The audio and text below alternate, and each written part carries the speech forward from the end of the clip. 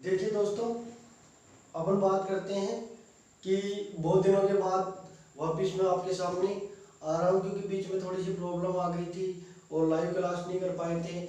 और आपको करना क्या है कि आप डेली का सेशन में डेली की क्लासें आपकी अपलोड हो जाएंगी, क्योंकि लाइव आ नहीं पाता, थोड़ी सी प्रॉब्लम है।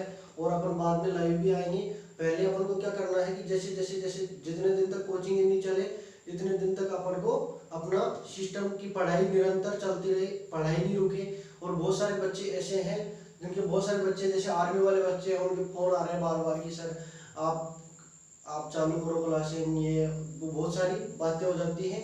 तो आपको अपनी स्टडी को ध्यान में रखते हुए देखो, मैं आपको साइंस का जो भी सेशन करवाऊंगा बहुत अच्छे से करवाऊंगा। आप थोड़ा सा विश्वास रखना, ट्रस्ट करके हर बात को चलना है अपन को। तो ट्रस्ट में दुनिया जो टिकी हुई है भाई साहब, है ना। तो थोड़ा सा देखना है अपन को, क्योंकि देखो आजकल क्या हो रहा है, ऑनलाइन सब पढ़ा रहे हैं, पढ़ाने में सब पढ़ा रहे हैं, पर क्या हो रहा है कि लोग एक दो वीडियो डाल दिए फिर बंद कर दिया, है ना। और फिर अपना ऐप लॉन्च कर देते हैं, इस ऐप पे आओ, ये आओ, वो आओ, है ना। तो आजकल सब चैनल वाले यही करना चाह रहे हैं, सबकी यही फंडा हो रहा है कि थोड़े दिन तो फ्री फ्री करते हैं, फिर ऑनलाइन देना शुरू कर देते हैं, क्योंकि बच्चों को पता ही नहीं चलता कि पढ़ना क्या है ना। एक पूरा कोर्स नहीं डालते। तो मैं आपका साइंस का पूरा सेशन डालूंगा, मतलब तीनों सब्जेक्ट बायोलॉजी, केमिस्ट्री, फिजिक्स, है ना, तीनों सब्जेक्ट डालूंगा। और टेंशन मत लेना, है ना। तो आपको पूरा पीएचडी करवा दूंगा मैं साइंस में, तो टेंशन मत लेना। हर एग्जाम में क्वेश्चन आएगा ही आएगा। तो मैं सेशन शुरू करता हूँ बिना टाइम लिए, ठीक है। तो आज अपन देखो, पहले अपन ने पढ़ी थी कोशिका वगैरह, कोशिका के ऑर्गन वगैरह पढ़े थे। तो आज अपना टॉपिक चलेगा, देख लो कि अपन पढ़ेंगे, आपके सामने है पाचन तंत्र। कौन सा टॉपिक पढ़ेंगे? पाचन तंत्र पढ़ेंगे। और पाचन तंत्र की बात करें दोस्तों, तो पाचन तंत्र में अपन को देखो जल्दी नहीं करनी है ना, क्योंकि जल्दी काम किसका होता है आपको पता है, ये शैतान का होता है। तो अपन को जल्दी नहीं करनी है, एक ए टू जेड धीरे धीरे समझना है। मैंने बोला पाचन क्या होता है, आपको हर चीज छोटी छोटी चीजों से समझनी है, ठीक है। पाचन की बात करूं तो पाचन का मतलब क्या होता है और इस तंत्र का मतलब क्या होता है, यानी इस डाइजेस्टिव सिस्टम का मतलब क्या होता है। सर आपकी पाचन की बात आती है, आप घर परिवार में सुनते हो कि पाचन क्या होता है। तो पाचन की बात करें ना, तो पाचन में आपकी ये होता है कि सर जब भी पाचन करते हैं ना, तो पाचन की बात आती है, सर हम क्या खाते हैं, खाना खाते हैं। क्या खाते हैं? खाना खाते हैं। और खाना खाने के बाद में जो भोजन होता है उसके टुकड़ों को तोड़ना, है ना। भोजन के टुकड़ों को तोड़ना पाचन नहीं होता।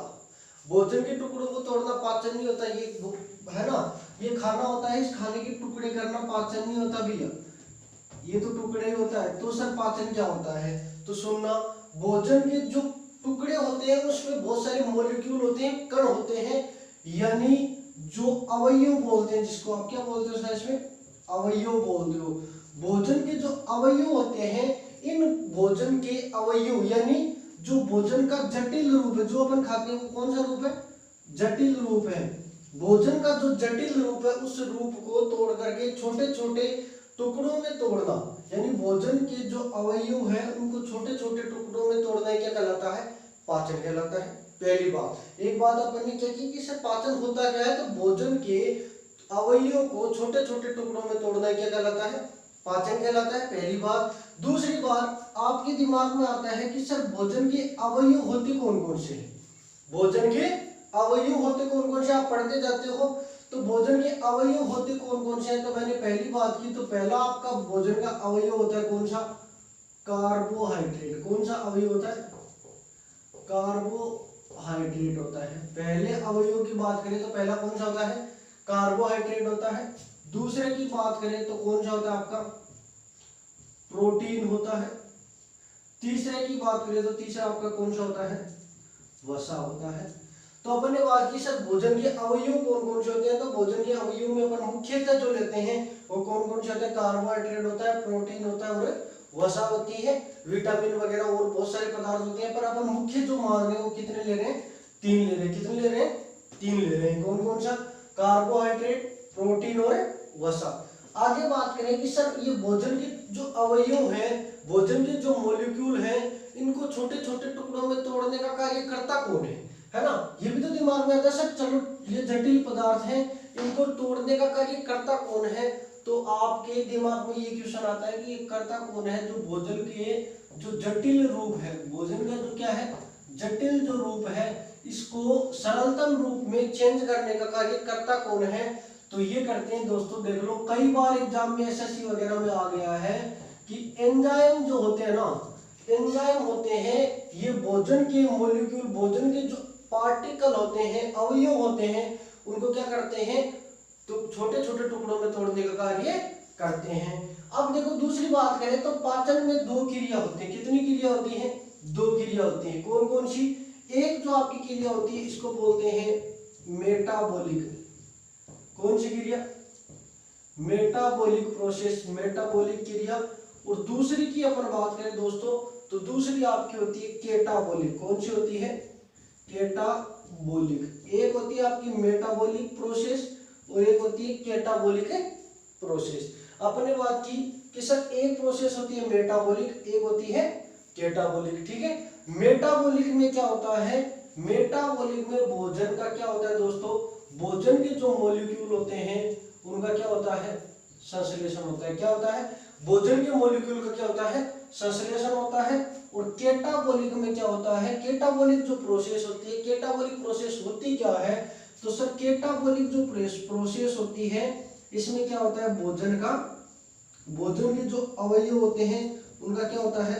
विखंडन होता है। क्या होता है? विखंडन होता है। तो अपन ने बात की कि पाचन में दो प्रोसेस होती है, तो मेटाबॉलिक प्रोसेस होती है और एक केटाबॉलिक प्रोसेस होती है। एक विखंडन बोलते हैं जिसको केटाबॉलिक, और एक संश्लेषण बोलते हैं जिसे क्या बोलते हैं? मेटाबॉलिक। संश्लेषण की प्रक्रिया उसको मेटाबॉलिक प्रोसेस बोलते हैं, विखंडन की प्रक्रिया को बोलते हैं तो कौन सी? केटाबॉलिक प्रोसेस बोलते हैं। तो आगे अपन को पूछ ले कभी कि सर पाचन कौन सी प्रक्रिया है? तो केटाबॉलिक प्रोसेस है। कौन सी है? केटाबॉलिक प्रोसेस है, विखंडन प्रक्रिया, ठीक है। विखंडन करता किसका है? कार्बोहाइड्रेट, प्रोटीन और वसा का। करता कौन है? एंजाइम करता है। तो अभी तक अपन ने बात की कि पाचन क्या होता है। तो भोजन के देखो परिभाषा लिखना चाहो तो देखो नोट्स बनाना बहुत बड़ी बात होती है, ठीक है ना। तो परिभाषा में अपन डेफिनेशन में बात करें पाचन की तो भोजन के जटिल रूप को सरलतम रूप में चेंज करना क्या कहलाता है? पाचन कहलाता है। और पाचन की ये प्रक्रिया करता कौन है? एंजाइम करते हैं। कौन करते हैं? एंजाइम करते हैं। तो अपन ने बात की भोजन का जटिल रूप को सरलतम रूप में बदलने का कार्य एंजाइम करते हैं। और प्रोसेस कौन सी होती है? केटाबॉलिक प्रोसेस होती है। कौन सी प्रोसेस होती है? केटाबॉलिक प्रोसेस होती है, ठीक है ना। आगे अपन बात करेंगे दोस्तों कि इतनी प्रोसेस करने के बाद में अपन पढ़ेंगे कि सर पाचन होता कैसे है, पाचन की प्रक्रिया स्टार्ट कैसे होती है। तो मैं आपके सामने अभी बात करूंगा कि जो कार्बोहाइड्रेट, वसा और प्रोटीन ये टूटते कैसे है ना। कार्बोहाइड्रेट, प्रोटीन और वसा टूटते कैसे हैं तो इसके बारे में अपन बात करेंगे। तो थोड़ा सा अपन ढंग से बात करेंगे, धीरे धीरे। ये नहीं है भाई जल्दी नहीं करूंगा बिल्कुल भी, क्योंकि सब बच्चों की समझ में आना जरूरी है। अकेले इंटेलिजेंट को साथ में लेकर के अपन को नहीं चलना। हाँ ये जरूर कि 0% से 100% आपके हर एग्जाम में क्वेश्चन बैठेंगे, है ना। आपको थोड़ा सा ट्रस्ट करना है इस बात का कि हाँ एग्जाम में, और आप एक बार सेशन पढ़ने के बाद में देखना कभी भी पीछे के प्रीवियस ईयर क्वेश्चन पेपर उठाना, देखना कि क्वेश्चन आ रहे हैं कि नहीं आ रहे, ठीक है ना। आगे मैं बात करूंगा दोस्तों कि पाचन में कैसे कैसे क्रिया होती है। देखो मैंने बोला कि पाचन के कितने, जो भोजन के कितने अवयव होते हैं कि सर कितने होते हैं? 3 अवयव होते हैं। कितने होते हैं? 3 अवयव होते हैं। कितने होते हैं? 3 अवयव होते हैं। 3 अवयव की बात करें तो पहला अवयव में अपन ने कौन सा पढ़ा दोस्तों? पहला पढ़ा था कार्बोहाइड्रेट। कौन सा पढ़ा था? कार्बोहाइड्रेट। पहला अवयव कौन सा था? कार्बोहाइड्रेट। अपन ने पहला जो पार्टिकल पढ़ा था, पहला अवयव पढ़ा था वो कौन सा था? कार्बोहाइड्रेट। दूसरा था अपना कौन सा? प्रोटीन। और तीसरे की बात करें दोस्तों, तीसरा कौन सा लिया था अपन ने? वसा। कौन सा लिया था? वसा। अपन ने भोजन के 3 पार्टिकल की बात की, 3 में कार्बोहाइड्रेट, प्रोटीन और वसा। अब देखो ये चेंज कैसे होते हैं, एंजाइम तोड़ते हैं तो कैसे तोड़ते हैं। देखो कई बार ये प्रोसेस आ जाती है। देखो कार्बोहाइड्रेट, जब कार्बोहाइड्रेट टूटेगा, कार्बोहाइड्रेट टूटेगा तो क्या बन जाएगा दोस्तों? ग्लूकोज बन जाएगा। क्या बन जाएगा? ग्लूकोज बन जाएगा। ग्लूकोज जब टूटेगा, देखो ग्लूकोज कार्बोहाइड्रेट क्या है, भोजन का पार्टिकल अवयव है, ये सरलतम रूप में चेंज होगा तो क्या बन जाएगा, ग्लूकोज। जो ग्लूकोज जब टूटेगा दोस्तों तो क्या बन जाएगा, ग्लाइकोजन। क्या बन जाएगा, ग्लाइकोजन। क्या बन जाएगा, ग्लाइकोजन बन जाएगा गुरुजी। क्या बन जाएगा, ग्लाइकोजन। अपने बात की कार्बोहाइड्रेट टूटेगा किस में बदल जाएगा, ग्लूकोज में। ग्लूकोज टूटेगा किस में बदल जाएगा, ग्लाइकोजन में। ठीक है, इतनी बात का ध्यान रखना है। फिर आपकी प्रोटीन टूटती है, क्या टूटती है, प्रोटीन टूटती है। और प्रोटीन टूट करके किस में बदल जाती है, पेप्टोन्स में बदल जाती है। किस में बदल जाती है, पेप्टोन्स में। प्रोटीन टूट करके किस में बदल जाती है, पेप्टोन्स में बदल जाती है। पेप्टोन्स दोबारा इसका सरलतम रूप होता है और टूट करके किस में बदल जाते हैं, एमिनो अम्ल में। किस में बदल जाते हैं, एमिनो एसिड में बदल जाते हैं, एमिनो अम्ल में बदल जाते हैं। किस में बदल जाते हैं, एमिनो अम्ल में बदल जाते हैं। फिर अपन बात करेंगे वसा। वसा टूटेगी, देखो ये क्या है, भोजन के जटिलतम रूप है। फिर अपन बात करते जा रहे हैं जैसे जैसे सरलतम रूप होता जा रहा है। फिर अपन बात करेंगे वसा, और वसा की जो वसा टूटेगी वो किस में बदल जाएगी, वसीय अम्ल में बदल जाएगी। किस में बदल जाएगी दोस्तों, वसीय अम्ल में बदल जाएगी। और वसीय अम्ल जब टूटेगा तो किस में बदल जाएगा, गिल्सरोल में। किस में बदल जाएगा, गिल्सरोल में। किस में बदल जाएगा दोस्तों, गिल्सरोल में बदल जाएगा। अपन ने बात की कि भोजन के कितने अवयव होते हैं, 3 होते हैं। पहला कार्बोहाइड्रेट, दूसरा प्रोटीन, तीसरा वसा। जब दोस्तों कार्बोहाइड्रेट टूटेगा तो क्या क्या बनेगा, देखो अपन ने पाचन पढ़ा था। पाचन का मतलब क्या हुआ था कि भोजन के जो जटिल रूप है उनको सरलतम रूप में चेंज करना। और सरलतम रूप में कैसे चेंज होते हैं, देखो कार्बोहाइड्रेट टूटेगा, कार्बोहाइड्रेट जब टूटेगा तो क्या बन जाएगा, ग्लूकोज बन जाएगा। ग्लूकोज जब बन जाएगा तो क्या बनेगा, ग्लाइकोजन। और देखो प्रोटीन जब टूटेगी तो क्या बन जाएगा, प्रोटीन टूटेगी तो क्या बन जाएंगे, पेप्टोन्स। पेप्टोन्स जब टूटेंगे तो क्या बन जाएंगे, एमिनो अम्ल बन जाएंगे। इसके बाद में मैं बात करूंगा कि वसा, क्या वसा, वसा जब टूटेगी किस में बदल जाएगी, वसीय अम्ल में। और वसीय अम्ल जब टूटेगा दोस्तों तो किस में बदल जाएगा, गिल्सरोल में बदल जाएगा। इतना ध्यान रखना है। अब देखो ये इतना पढ़ने के बाद में ये जो क्या है, बेस है, ये पाचन डाइजेस्टिव सिस्टम का क्या है, बेस है, पाचन तंत्र का ये क्या नींव है भैया। देखना, सुनना मेरी बात। अब आपको यहाँ से क्वेश्चन पूछ ले, देखो यहाँ से बनने क्वेश्चन स्टार्ट हो जाते हैं कि कार्बोहाइड्रेट का सरलतम रूप कौन सा है, ग्लाइकोजन। प्रोटीन का सरलतम रूप कौन सा है, एमिनो अम्ल। वसा का सरलतम रूप कौन सा है, गिल्सरोल। फिर आपको पूछ ले कि जो ग्लाइकोजन है ये किसका छोटा रूप है, तो कार्बोहाइड्रेट का। ये क्वेश्चन दोस्तों बहुत आता है कि प्रोटीन होती है उसका सरलतम रूप क्या होता है, या प्रोटीन की बेसिक यूनिट क्या होती है, तो एमिनो अम्ल होती है। या प्रोटीन किसकी बनी होती है, तो एमिनो अम्ल की बनी होती है। इसके बाद में बात करूंगा वसा। वसा जब टूटती है तो वसा का सबसे छोटा रूप क्या हो जाता है दोस्तों, गिल्सरोल हो जाता है। आपको कभी भी पढ़ो गिल्सरोल का नाम आते ही आपको दिमाग में क्या आना चाहिए कि सर वसा, क्योंकि अपन ने भोजन के कितने पार्टिकल, 3 पार्टिकल, और तीनों पार्टिकलों का ये चेंज देखा। ठीक है, किसी को स्क्रीनशॉट लेना हो तो ले सकता है। ठीक है, और आप कमेंट करके ये जरूर बताना कि समझ में आ रहा है कि नहीं आ रहा है ना। समझ में आना बड़ी बात है।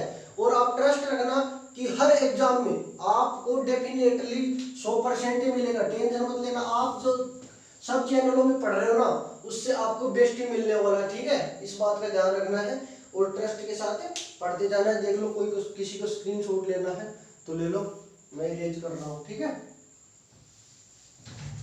हाँ भाई, किसी को कोई प्रॉब्लम होना तो क्या करोगे, कमेंट करोगे, है ना। और आपसे ये तो रिक्वेस्ट ही रहेगी भैया कि अगर आपको समझ में आ रहा है, आपको लग रहा है कि हाँ अच्छा कुछ चल रहा है, तो किसी को शेयर कर दो। क्योंकि मेरा विश्वास है कि अगर आप किसी को शेयर करोगे तो कोई ये नहीं कहेगा कि गलत शेयर करते हैं मेरे को। ठीक है ना, कुछ अच्छा ही शेयर करोगे।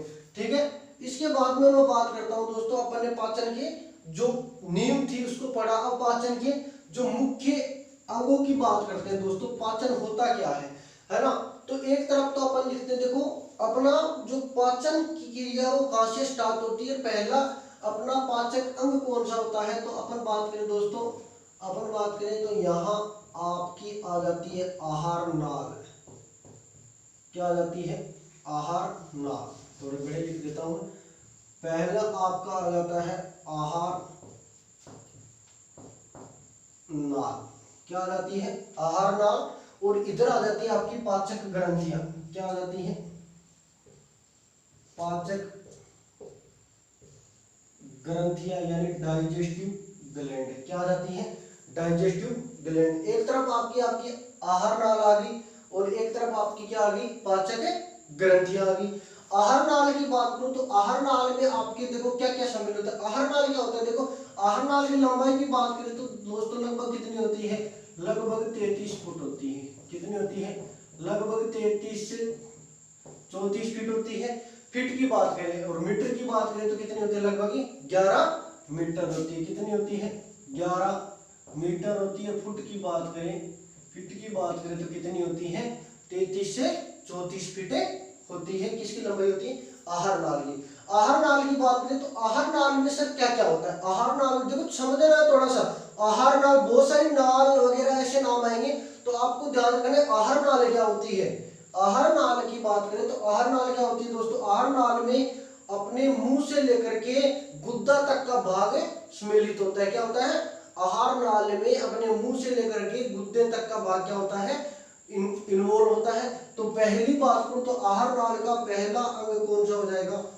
कौन सा हो जाएगा? मुंह। कौन सा हो जाएगा? मुंह, जिसको बोलते हैं माउथ। क्या बोलते हैं? माउथ। दूसरे की बात करें दोस्तों तो मुंह होता है, मुंह के बाद में आता है आपका मुख गुहा। क्या आती है? मुख गुहा। मुख गुहा को आपको बोलते हैं फेनरिक्स। क्या बोलते हैं? फेनरिक्स, सॉरी, मुख गुहा को आपको क्या बोलते हैं? बकल केविटी बोलते हैं। क्या बोलते हैं? बकल केविटी, मुख गुहा बोलते हैं। माउथ केविटी भी बोल सकते हैं। देखो गुहा का मतलब क्या होता है? गुहा का मतलब होता है खाली स्थान, बीच की खाली जगह। देखो अपन मुंह में खाना रखते हैं तो किस में रखते हैं? मुख गुहा में रखते हैं। ये बीच का क्या है? मुख गुहा। जो खाली जगह होती है इसको क्या बोलते हैं? मुख गुहा बोलते हैं। तो इस बात का ध्यान रखना है। पहला मुख गुहा। तीसरा कौन सा हो गया दोस्तों? देखो यहां से पहला क्या था? माउथ। माउथ के बाद में खाली जगह कौन सी आ गई? मुख गुहा। मुख गुहा के बाद में अपन बात करें दोस्तों तो क्या आ जाएगी आपकी? ग्रसनी। क्या आ जाएगी? ग्रसनी। ग्रसनी आपका कौन सा भाग है दोस्तों? ग्रसनी कौन सा भाग है जिसको फेनरिक्स बोलते हैं इंग्लिश में? ग्रसनी की बात करें, फेनरिक्स की बात करें तो ग्रसनी आपका जो फूड वाला और एयर वाला भाग है ना, हवा वाला और भोजन वाला जो भाग जहां पर मिलता है उसको क्या कहते हैं? ग्रसनी कहते हैं। ग्रसनी के बाद में आपका आता है ग्रास नाल। क्या आता है? ग्रास नाल। क्या आता है? ग्रास नाल, जिसे क्या बोलते हैं? ओइसोफेगस बोलते हैं। क्या बोलते हैं? ओइसोफेगस बोलते हैं, ग्रास नाल। और जो 5 नंबर में इसके बाद में आता है दोस्तों वो क्या आता है? ग्रास नाल। ग्रास नाल के बाद में आपके क्या आता है? अमाशय। क्या आता है? अमाशय आता है। और अमाशय के बाद में जो 5 नंबर, देखो मैं इधर लिख देता हूँ थोड़ा सा, अमाशय। और अमाशय के बाद में अगर यहाँ लिखूं तो अमाशय के बाद में आपका कौन सा आता है? सॉरी ऊपर ही लिखूंगा थोड़ा सा। अमाशय के बाद में आपका 6 नंबर का जो आता है वो कौन सा आता है? देखो पहले अपन ने बात की मुंह। मुंह के बाद में क्या? मुंह के बाद में अपन ने बात की मुंह गुहा की। मुंह गुहा के बाद में किसकी बात की? ग्रसनी की। ग्रसनी के बाद में क्या आता है? ग्रास नाल। और ग्रास नाल के बाद में क्या आता है? अमाशय आता है। अमाशय के बाद में आपकी कौन सी आंत आ जाएगी?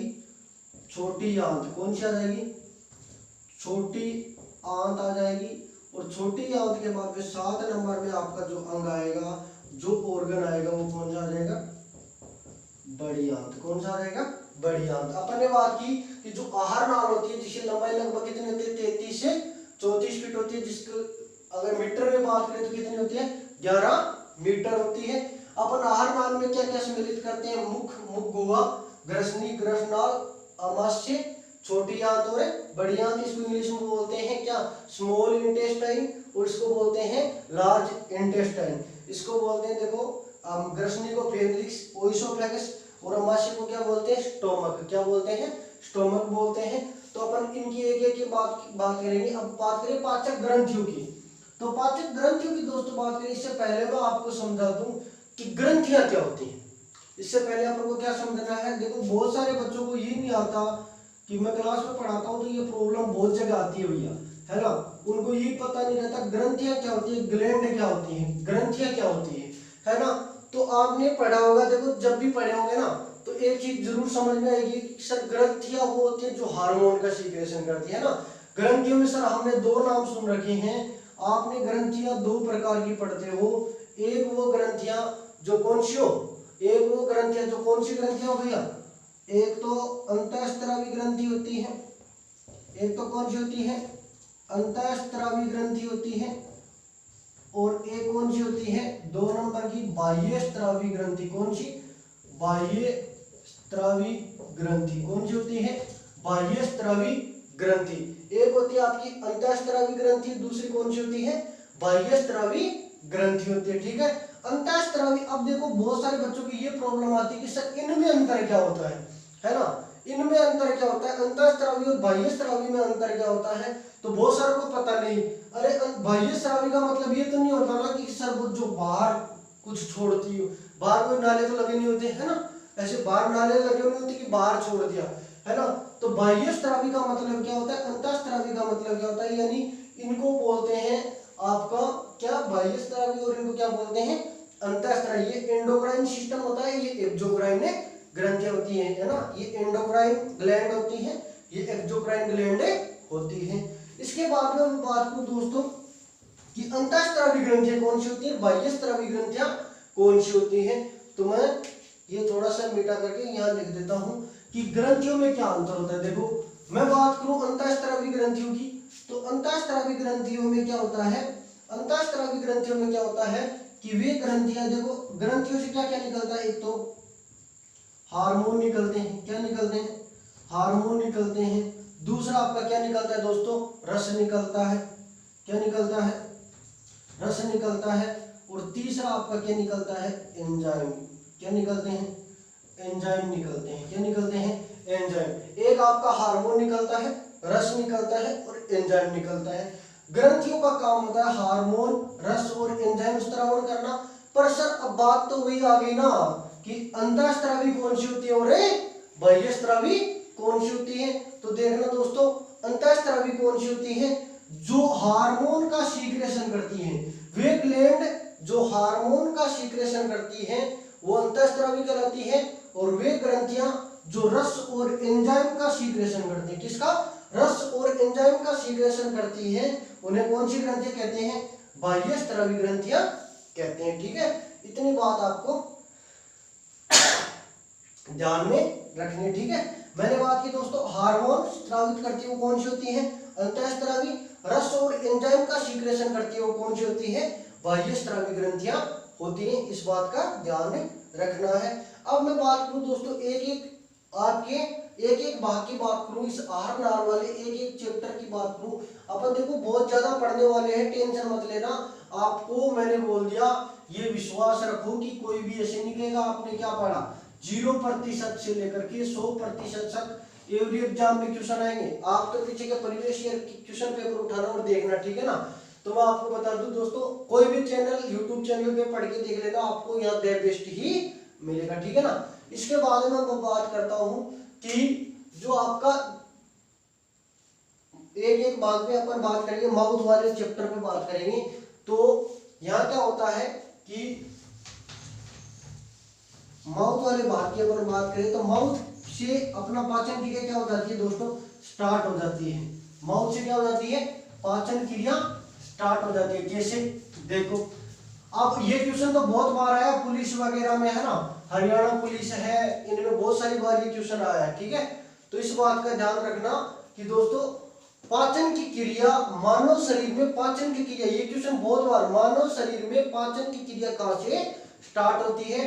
तो मानव में पाचन की क्रिया कहां से स्टार्ट होती है भाई, मुख से होती है, मुंह से होती है, माउथ से होती है। कहां से होती है, माउथ से होती है। अब आपके दिमाग में आता है सर रोटी खाते हैं, रोटी खाते ही आगे चल जाती है, कौन सा पाचन हो गया, है ना, ये तो आती है दिमाग में। सर खाना खाया, खाना खाते ही मुंह में कौन सा पाचन हो गया, है ना। तो मैंने बोल दिया दोस्तों कि मुंह में जो पाचन होता है वो होता किसका है, केवल किसका पाचन होता है, कार्बोहाइड्रेट का। किसका पाचन होता है, कार्बोहाइड्रेट का पाचन होता है।